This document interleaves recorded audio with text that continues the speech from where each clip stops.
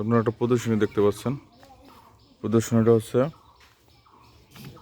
মশলার উন্নত জাত ও প্রযুক্তি সম্প্রসারণ প্রদর্শনী। প্রদর্শনীটা দেওয়া হয়েছে কৃষি সম্প্রসারণ অধিদপ্তর জাজিরা শরীয়তপুরের উদ্যোগে।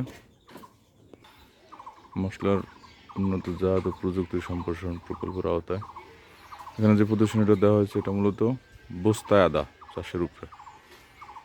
এখানে যে জাতটা দেওয়া হয়েছে এটা মূলত বাড়ি আদা 2, জাজিরা পৌরসভার কবিরাজকান্দি গ্রামে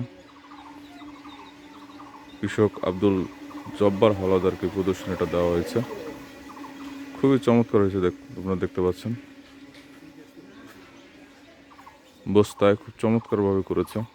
মূলত এই আদাগুলা ছায়াযুক্ত জমিতে হয়, গাছের নিচেও হয়। খুবই সুন্দর হয়েছে।